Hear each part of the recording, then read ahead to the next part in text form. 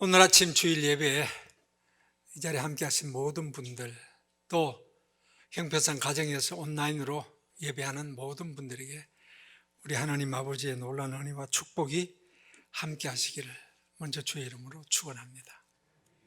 오늘 생활 말씀은 우리가 잘 아는 가인과 아벨에 대한 이야기입니다. 신앙생활을 오래 하신 분들은 익히 잘 알고 있는 그런 내용이죠. 가인과 아벨.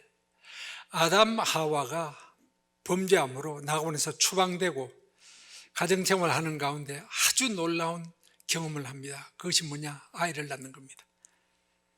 처음이거든요. 인류 역사상에 이런 경험이 없거든요. 뭐야? 하나님께서 직접 만드셨는데 이제 이 가정을 통해서, 부부를 통해서 이제 자녀가 났다. 그래서 첫 자녀가 나왔을 때 가인이다 이름을 지었는데, 이게 뜻이 얻었다는 뜻이거든요. 얻었다, 감격해서 얻었다, 그렇게 이름을 지은 겁니다. 그리고 그 다음에 또 아들 낳는데 아벨, 의미가 없다는 뜻입니다. 허무하다. 아마 아벨의 생애를 미리 예측하고 그런 이름이 붙여진지는 모르겠습니다만 참 허무하다 하는 그런 이름의 뜻을 가집니다. 성장해서 아벨은 양을 치고 목축을 하고 가인은 농사를 지었습니다. 나중에 하나님 앞에 제사를 드리죠. 아벨은 양을, 그리고 가인은 농산물을 드렸습니다. 그런데 뜻밖의 하나님께서 가인의 제사는 안 받으셨다. 아벨의 제사만 받으셨다. 가인이 화가 났습니다. 하나님의 함께서 막 항변하고, 그리고 그 분노로 동생을 죽입니다. 최초의 살인자, 인간 역사 가운데 최초의 살인자. 그 자식이 다투고 형이 동생을 죽이는 이 사건을 경험한 아담 하와 부모의 마음이 어떠했겠습니까? 가정에 비참한 그런 사건이죠. 하나님께서 이것을 보시고 가인에게 물으십니다. 네 아우 아벨이 어디 있느냐? 아담이 선악과를 따먹었을 때는 아담아 네가 어디 있느냐 하셨던 하나님께서 동생을 죽인 가인에게는 너의 아우가 어디 있느냐, 책망조로 물으신 질문입니다. 그때 가인은 뻔뻔스럽게 대답하죠. 모릅니다. 내가. 모르긴 왜 모르겠어요. 그리고 나가서 한다는 말이 내가 내 아우를 지키는 자입니까? 내가 지켜야 됩니까? 그렇게 대답을 했다는 것입니다. 이 본문을 가지고 여러 가지 측면에서 교훈을 생각할 수 있습니다만 오늘은 이 가인의 그 말과 그 태도, 그 가인의 어떤 행태를 보면서 특별히 마지막에 내 아우를 내가 지켜야 됩니까 하는 그 말씀을 중심해서 오늘 우리가 생각할 교훈을 나누어 보려고 합니다.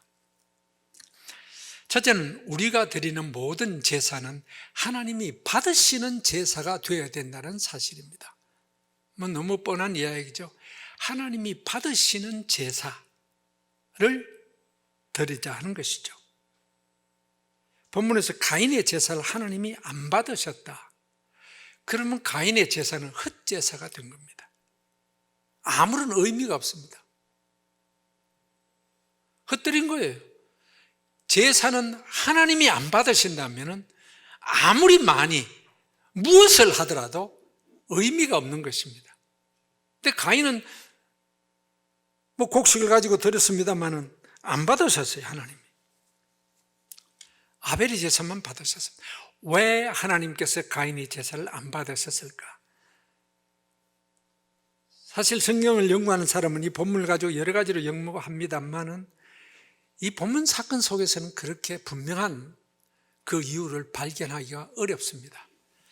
오히려 신약에 와서 이 사건을 가지고 설명한 본문들이 있습니다. 신약을 통해서 우리는 해석을 할 수 있습니다. 첫 번째 해석할 수 있는 것은 히브리서 11장 4절입니다. 히브리서 11장 4절에 이렇게 나옵니다.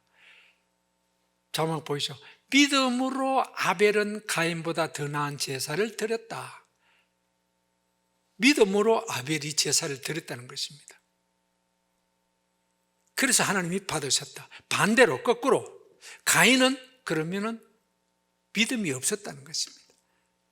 믿음이 없는 제사를 드리니까 하나님이 안 받으신다는 의미입니다. 믿음으로 아벨은 제사를 드렸고 가인은 믿음 없이 드렸다는 것입니다. 믿음 없이 드리는 행위는 의미가 없다는 것이죠. 또 다른 성경이 이렇게 표현하고 있는 성경을 볼 수 있습니다. 요한일서 3장 12절입니다. 가인은 어떠하냐? 가인같이 하지 말라. 그는 뭐요? 악한 자에게 속했다. 악한 자에게. 가인은 제사 이전의 삶이 악했다는 것입니다. 삶이 악한 상태 속에서 믿음 없이 제사 드렸다, 그거죠. 반대로 아벨에 대해서는 마태복음 23장 35절에 의인 아벨이라고 합니다. 그러므로 의인 아벨. 신약 성경의 기록은 아벨을 향해서 의인이라 표현하고 가인은 악인이라고 표현합니다. 그리고 제사 드릴 때도 믿음으로 드렸고 믿음 없이 드렸다는 것입니다. 그러니까 삶 자체가 악한 것에다가 거기다가 믿음 없이 제사 드린 거 하나님이 받으실 리가 없죠. 그러니까 하나님이 안 받으셨다. 그래서 헛제사가 된 것입니다. 오늘 우리의 삶에 이것을 적용해 봅니다. 제사는 오늘 예배입니다. 오늘 이 시간도 우리는 예배 자리에 나와 있습니다. 나름대로 우리는 수없이 예배를 드려왔고 지금도 예배를 드립니다. 이 생각이 들어서 내가 지금 드리는 예배를 하나님이 받으실까? 나는 지금 하나님이 받으시는 예배를 드리고 있느냐는 것입니다. 만약 그렇지 않다면 아무런 의미가 없습니다. 이 자리에 모였든지 집에서 온라인으로 드리든지 할 것 없이 중심의 관점은 하나님이 받으시는 예배냐는 것입니다. 믿음으로 예배를 드려야 됩니다. 그 믿음으로 드리는 그 가운데 우리가 잘 아는 신약적인 예배 해석이 나오죠. 요한복음 4장에 나오는 4장 24절에 하나님은 영이시기 때문에 영과 진리로 예배를 드려야 된다. 왜냐하면 왜 예수님께서 이런 대답을 하셨냐면 수가성 여인이 와서 우리들은 사마리아 사람들은 이 산에서 드리라 합니다. 장소가 예배의 장소가 그리심산을 가리킵니다. 우리는 여기서 드리면 하나님이 받으신다 그럽니다. 그런데 유대인들 당신들은 예루살렘에서 드려야 하나님이 예배를 받으신다 그럽니다. 어디 가야 됩니까? 예수님 대답이 뭡니까? 이 산 저 산이 문제가 아니다. 장소가 이곳 저것이 문제가 아니라 영이신 하나님 앞에 영과 진리로 드려야 하나님이 받으신다. 우리는 예배 드릴 때마다 항상 내 마음속에 영이신 하나님, 나는 그 영으로 믿음으로 진리로 드리는 예배. 그래서 하나님 오늘도 예배합니다. 제일 중요하지 않습니까? 우리의 신앙생활 가운데 내 예배를 받아주옵소서. 내가 드린 예배가 하나님 앞에 연락되어지는 예배가 되게 하옵소서. 이런 중심을 가지고 드리고 그런 예배가 연락되어지는 은혜가 있기를 주의 이름으로 축복합니다. 두 번째는 가인을 통해서 알 수 있는 또 다른 하나는 분노의 감정을 다스려야 한다는 것입니다. 예배가 제사가 안 드려졌을 때 가인의 반응이 뭡니까? 분노해버렸습니다. 화를 내버렸습니다. 안색이 달라져 버렸습니다. 그런데 곰곰이 생각하면 이게 분노할 일이냐? 아니거든요. 오히려 왜 내가 드린 제사는 안 받아들였지? 문제가 무엇일까? 그리고 고쳐야 될 일이지 화를 낼 일이 아닙니다. 그런데 이 가인은 지금 엄청난 분노를 하고 있습니다. 누구에게 합니까? 하나님을 향해서 막 그냥 항변을 하고 그리고 애매한 동생에게 그 분풀이를 해버립니다. 죽여버리죠. 아벨은 아무런 형에게 해꾸지 않는 일이 없습니다. 가인의 제사가 안 받아들이는 것과 아벨과는 아무 관계가 없어요. 단지 그 가인의 마음속에 분노가 생겼던 것은 시기와 질투입니다. 왜 동생은 잘 되지? 왜 동생 거는 받아들였지 않은 그런 마음에서 분노를 했는데 사실 이 사건이 이 분노가 동생을 죽일 만큼 그런 분노겠는가? 그 정도가 됩니까? 아니지 않습니까? 동생을 죽일 정도까지의 화날 일은 아니거든요. 그런데 가인은 동생을 죽여버립니다. 왜 그랬을까요? 분노를 증폭시켰기 때문에 그렇습니다. 분노가 증폭되어져서 그렇게 되었다는 사실입니다. 절제하고 다스리지 못하고 그 분노가 증폭될 때 이런 행동이 나타났다는 것입니다. 분노라는 것은 인간이 가지는 모든 사람이 가지는 감정입니다. 여러분 화낼 때 있습니까? 화날 때 있죠. 저도 화날 때가 있어요. 똑같아요. 화는 그건 인간이 가지는 감정이에요. 그런데 물론 성경은 이 감정을 절제하라고 우리에게 가르칩니다. 에베소서 4장 26절 분을 내어도 죄를 짓지 말라. 분낼 수 있다. 그러나 죄를 짓지 말라. 그리고 해가 지도록 그 분을 품고 있지 말라. 그 분을 품고 잠자리에 들지 말라. 그렇게 말하고 있습니다. 지금 우리 사회를 여러 가지로 평가하면서 분노사회라는 표현을 많이 합니다. 그렇죠? 들어보셨죠? 분노사회. 이거 이 사람 저 사람 할 것 없이 그냥 화날 일이 많고 화만 자꾸 벌컥 내고 그 분노를 막 쏟아낸다는 그런 분노사회라 그렇게 말합니다. 그래서 애매하게 묻지마 살인, 묻지마 폭력, 암호를 향해서 그냥 막 분풀이를 하는 그런 현상들이 많다는 거죠. 보통 우리가 분노가 날 때 언제 납니까? 불합리한 상황을 볼 때 분노가 납니다. 자존감의 상처를 입을 때 내가 자존심이 많이 상했다. 화나죠. 어떤 내가 바라는 욕망이 좌절될 때 분노합니다. 그 표현이 뭡니까? 폭언과 폭행입니다. 말을 그냥 함부로 해대버리고 그 다음에 행동으로 폭행을 저질러 버립니다. 우리가 개인적인 그런 분노도 있고요. 공적인 그 현상 속에서 나오는 분노도 있습니다. 여러분 요새 제일 화낸 사건이 뭡니까?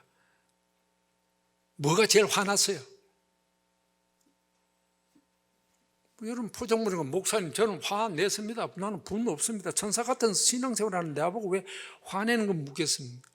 그런 표정인데 LH 사건 화 안 납니까 여러분? 화가 막 머리끝까지 나요. 이런 것들이 다 있나 싶어요. 그렇지 않아요? 그런 사건 경우도 전혀 화나지 않으면 여러분들은 거의 성자적인 수준입니다. 정치 꼬라지 보세요. 여당 야당 할 것 없이 하는 꼬라지, 돌아가는 꼬라지 봐요. 화 안 나요? 화나요. 세상 돌아가는 것이. 개인적인 관계에서 그런 공적인 사건을 제외하고도 내가 개인 생활 속에서 가정이나 친구 관계나 여러 가지 사회생활, 직장생활 속에서 그냥 막 화날 때가 있습니다. 화날 일이 참 많습니다. 그럴 때 그 분노를 다스려야 된다는 것입니다. 그 분노대로 다 발산하면 안 된다고 성경이 말합니다. 분노 자체는 생길 수 있어요. 여러분도 들어보시면 분노 조절 장애라는 말이 있죠. 조절해야 되는데 그 조절이 안 된다는 것입니다. 분노가. 이게 문제입니다. 보통 다 통제가 돼요. 조절이 안 된다는 말은 빈도에 있어서 너무 화를 자주 내는 거예요. 요만한 일에도 그냥 화를 내고 요만한 일에 화 낼 때 막 빈도가 많아요. 그 다음에는 강도가 문제예요. 한 1 정도의 화날 일을 한 9나 10 정도의 화로 표현하는 경우가 있어요. 이 강도가 문제입니다. 그리고 나타내는 표현의 문제, 그것이 곧 보복으로 나타납니다. 일정 수준이 넘어가 버렸어요. 통제가 안 될 때 우리는 분노 조절 장애라 그렇게 말하고 있습니다. 그러나 사실 우리 모든 경험 속에서 분노하고 분풀이를 하고 나면은 항상 후회스러워요. 인간관계에 부정적인 영향을 미쳐버립니다. 그리고 삶에도 부정적인 영향이 나타난다. 어떤 책을 보니까 그런 이야기가 있어요. 1분간 분노를 하면 6시간 동안 우리 몸의 면역 체계가 무너진답니다. 반대로 1분간 감사하면 24시간 면역 체계가 든든해진답니다.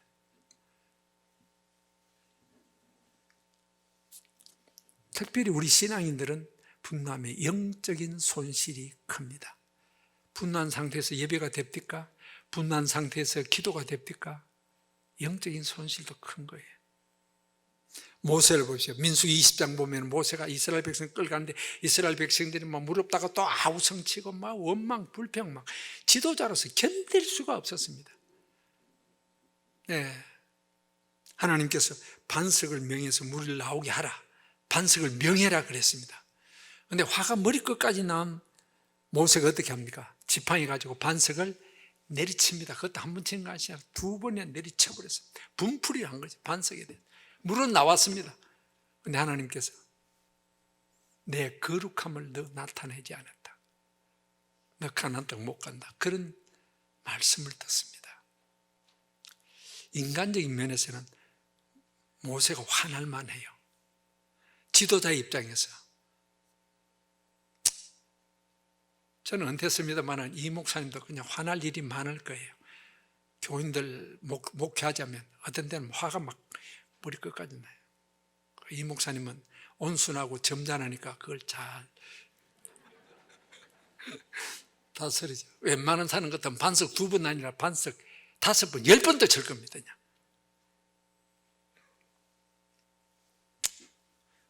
옛날에 이런 기록을 본 적이 있습니다. 뭐 엄마하고 딸이 싸웠어요. 막 무슨까지 막 싸웠어요. 딸이 뭐 확 끼면 나 죽을 거야. 그 엄마가 하면 죽으라. 애가 아파트 3층에서 뛰어내려 죽었대요.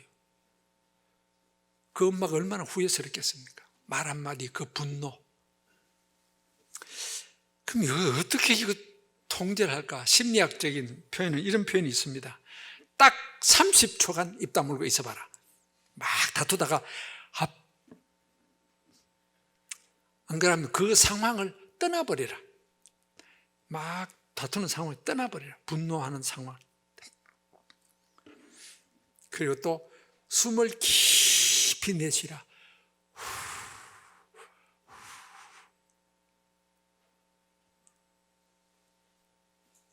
그리고 어린애들도 화나는 거예요. 어린애들한테는 이런 이야기를 합니다. 너 화 되게 나지? 1부터 10까지 세라. 1, 2, 3, 4. 그렇게도 말합니다. 어떤 책에 보니까 에스키모인들은 그 화가 날 때 그 설원을 그냥 걸어간답니다. 설원을 막 화가 풀릴 때까지 다 걷다가 화가 다 풀리면 거기서 딱 뒤돌아서 돌아온답니다. 돌아올 때 생각은 이해와 용서. 잠시만 지나면 우리는 상대방을 이해하고 용서할 마음이 있거든요. 그렇게 이야기하고 있습니다. 그러나 성경은 물론 이 심리학적인 방법을 사용해야 되죠, 우리도. 그러나 성경은 더 중요하게 말합니다. 성령의 도우심이 필요합니다. 기도해서 성령께서 내 마음을 다스려 주셔야 됩니다. 그래서 가인은 그 분노를 증폭시켜서 더 큰 죄를 짓게 된 거죠. 분노의 감정을 다스리라 하는 것입니다. 마지막 세 번째, 더 중심적으로 오늘 생각할 말씀입니다. 이웃에 대한 책임을 다하라. 네 아우가 어디 있냐? 모릅니다. 내가 네 아우를 지킨 자입니까? 여기 지킨다는 뜻은 목자입니까? 라는 뜻입니다. 내가 아우에 대한 책임이 무엇입니까? 내가 그걸 꼭 지켜줘야 됩니까? 내가 그걸 꼭 돌봐야 됩니까? 하는 항변입니다. 그런데 성경 원리는 뭡니까? 돌봐야 된다는 것입니다. 이웃을 지켜야 된다는 것입니다. 이웃에 대한 책임을 다해야 된다는 말씀이죠. 그런데 가인은 뻔뻔스럽게 무책임을 이야기합니다. 우리는 성경이 교훈한 대로 내 이웃, 그 이웃에 대해서 지켜줄 일, 혹은 돌봐줘야 될 일, 이웃에 대한 책임을 다해야 된다는 것입니다. 그래서 예수님께서 누가복음 10장에서는 선한 사마리아인의 비유로서 교훈했죠. 어떤 사람이 예루살렘에서 여리고로 내려가다가 강도 만났다. 이 강도 같은 이웃이 옷을 벗겨 때리고 가진 것을 다 가져가 버렸습니다. 제사장 레위인이 가다가 아이고 이게 웬일인가 하고 도망가 버렸습니다. 못 본 척. 사마리아 사람 하나가 지나가다 이것을 보고 가서 상처를 닦아주고 또 그를 데리고 주막에 데려다가 맡기면서 돈을 주고 잘 돌봐달라 부탁까지 했습니다. 예수님께서 결론적으로 하신 말씀이 누가 이웃이냐? 누가 이웃에 대한 책임을 다한 것이냐? 사마리아 사람입니다. 가서 너도 이와 같이 해라. 물론 우리는 강도 같은 이웃이 되어서는 안 되죠. 해치는 이웃이니까. 그러나 제사장 레위인같이 무관심 외면하는 이웃이 되어서도 안 되고, 예수님 말씀하신 같이 이웃을 돌보고 책임져 주는 이웃이 되어야 된다는 것이죠. 선한 이웃이 되어야 된다는 말이죠. 물론 우리가 육체적으로 혹은 우리가 베풀 수 있는 한도 안에 베푸는 것이 필요합니다. 그러나 이 시간 제가 말씀드리고 더 중심적으로 드리고 싶은 것은 영적으로 이웃에게 선한 사마리아인이 되어야 된다는 것입니다. 영적인 책임을 다해야 된다는 것입니다. 영적 책임을 다하는 것이 뭡니까? 불신자에게 복음을 전하는 것이 영적 책임을 다하는 것입니다. 강도 맞는 이웃과 같이 오늘 사탄의 세력에, 강도의 세력에 의해서 잡혀있는 믿음을 가지지 않는 이웃이 우리 주변에 많이 있다는 것입니다. 예수님께서 우리에게 말씀하셨죠. 네 이웃이 어디 있느냐? 네 주변에 지금 사탄의 세력에 매여서 신앙이 없이 피 흘려가고 있는 이웃이 있다. 그 이웃 아무개가 어디 있느냐? 하나님 나 모릅니다. 그 사람에 대해서 내가 책임져야 됩니까? 이렇게 가인같이 항변해서는 안 된다는 것입니다. 그 강도 맞는 이웃이 누굽니까? 여러분 가정에는 없습니까? 남편. 네 남편이 지금 어디 있냐? 이렇게 물으십니다. 부모, 안 믿는 부모. 네 부모가 지금 어디 있느냐? 신앙생활 안 하는 자녀를 둔 부모들. 네 자녀들 지금 어디 있느냐? 네 형제 어디 있느냐? 네 가장 친한 친구, 그 친구 어디 있느냐? 지금 안 믿는 사람. 그렇게 물으시는 것입니다. 모른다고 대답할 것입니까? 내가 그 사람을 책임져야 될 이유가 있습니까? 이렇게 항변할 것입니까? 아니죠. 지난주에 이 목사님도 말씀하셨습니다만, 전도라는 복음을 전하는 것은 교회의 절대적인 사명입니다. 전도하지 않는 교회는 이미 교회의 사명을 버린 거예요. 우리 개개인이 혹은 교회가 전체적으로 항상 강도 맞는 이웃 같은 불신 이웃 전하고 구원하는 역할을, 그 사명을 우리는 다 해야 된다는 말입니다. 제가 전에 늘 강조한 대로 교회는 유람선이 아니고요, 교회는 구원선이 되어야 됩니다. 유람선은 뭡니까? 안에 모인, 그 배 안에 모인 사람끼리 먹고 마시고 띵까띵까 놀면, 즐기면 그만이에요. 교회가 마치 이 배와 같은 안에 식구들, 기존 신자들 모여서 우리끼리 먹고 마시고 교제하고 뭐 예배가 즐겁다, 끝! 아니요! 우리 주변에 죽어져가는 그 영혼을 건져내지 않으면 교회는 교회의 기능을 상실한 것입니다.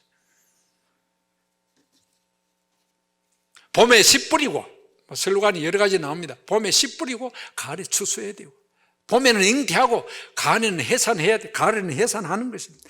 봄에는 정하고 가을에는 초청하는 것입니다. 지금도 옛날에 뭐 다르게 있을 것이에요. 저도 옛날에 많이 강조했습니다. 그런데 뭐 귀뚱으로 들어요. 이거 목사님 열심히 하세요. 그래도 참 고마운 분들이 있었어요. 안 믿다가 남편이 안 믿다가 남편이 이 부인의 손에 끌려 나온 교인들이 많이 있습니다. 집사 된 분도 있고요. 오늘은 그 사람 일부에는 안 나오셨네. 속으로 얼마나 감사한지 모르죠. 얼마나 울었겠는가, 얼마나 매달렸겠는가. 교회 나가자고.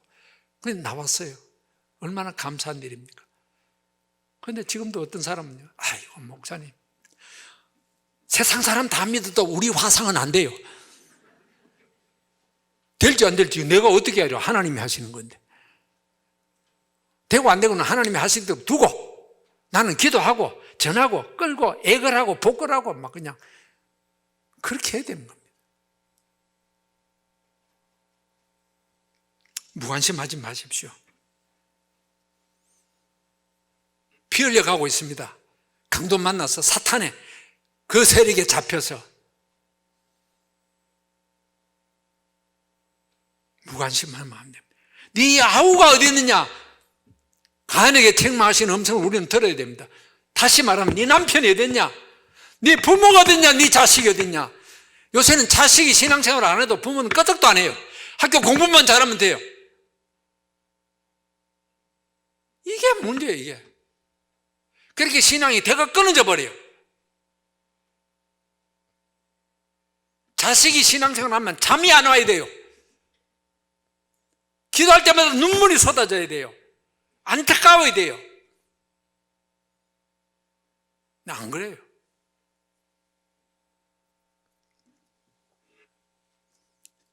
저는 오늘 신앙인들을 보면서 우리의 신앙이 너무 나태해지지 않았나, 너무 안일에 빠져 있지 않냐, 너무 내 자신의 평안만 추구하고 있지 않느냐.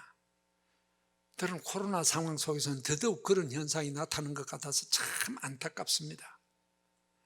여러분, 신앙 그럭저럭 생활하는 거 아닙니다. 정신 바짝 차리고 예수 없으면 못 살아, 믿음 없이는 나는 의미가 없어, 교회 아니면 의미가 없어, 좀 절박한 심령 가지고 어떻게 하는지 바른 신앙생활을 해야 되겠다는 그런 안타까움 속에서 좀 살아가자는 거예요. 왜 그냥 그런 식으로 하려고 그럽니까?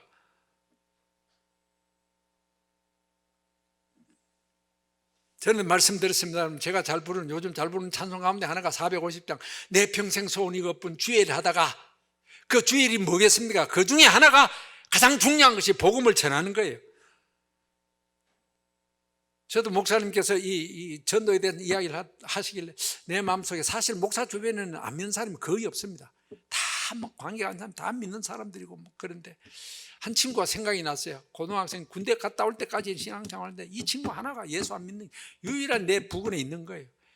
계속해서 전화하고 또 문자도 보내고 카톡도 보내고 합니다만은 끄떡도 안 해요. 왜 끄떡도 안 하니까 천주교 여자하고 결혼했거든요. 부인은 천주교에 열심히 나간대요. 그럼 니는 천주교 성당 가나? 지는 성당도 안 간대요. 그럼 교회 가라. 가지 하면서 안 가는 거예요. 그래서 또 다시 품고 또 기도합니다. 어제도 카톡 문자 보냈어요. 부활절 기해서 꼭 교회 가라. 멀리 떨어져 있었어요. 제 주변에 없기 때문에. 바울은 사도행전 20장 24절에 나의 달려갈 길과 주 예수께 받은 사명 곧 이 하나님의 은혜의 복음 증거하는 일을 마치려 하면 내 생명을 귀하게 여기지 않겠다. 생명과 바꾸는 것이 이 사명이었고 복음 전하는 것이었습니다. 앞선 성도는 그런 정신으로 살았는데 우리는 왜 이 모양입니까? 그래도 작정 안 할래요? 그래도 가을에 초청할 사람 안 정할래요? 담임 목사님 해도 귀가 아픈데 뭘로 목사님 나가지고 왜 저렇게 전도에 대해서 야단치지?